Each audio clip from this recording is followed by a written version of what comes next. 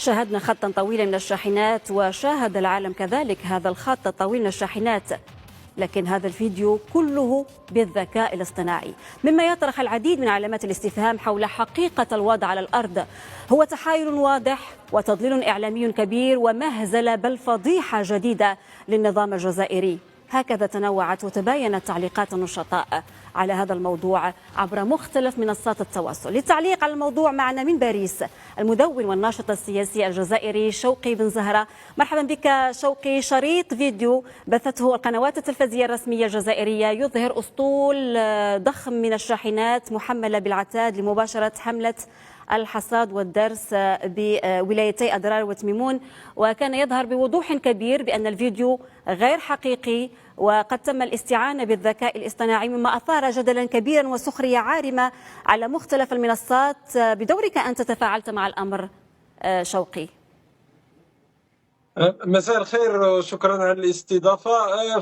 فضيحة كبرى ما قام به التلفزيون العمومي، وهي يعني تأتي في إطار سلسلة من الفضائح المتتالية لا يكاد يخلو أسبوع من دون أن نرى أمور لا نراها في أي بقعة في العالم صراحة، في أي بلد في العالم، في أي بلد يحترم نفسه. لأنه وصول النظام الجزائري عبر التلفزيون العمومي إلى هذا الحد هو في الحقيقة في إطار شيء ابتدعه النظام الجزائري، وهو العالم الموازي.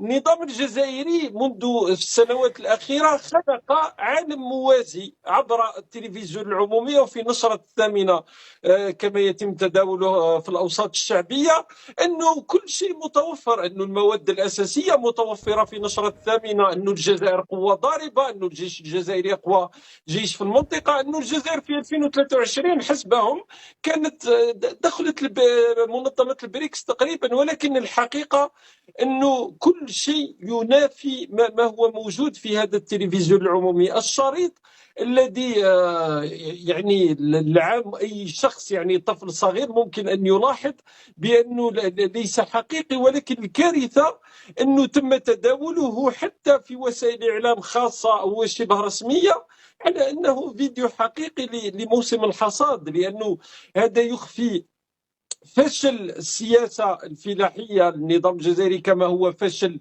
في جميع المجالات. من أجل إخفاء هذا الفشل حتى في قضية أن الجزائر من أكبر المستوردين للقمح في العالم، في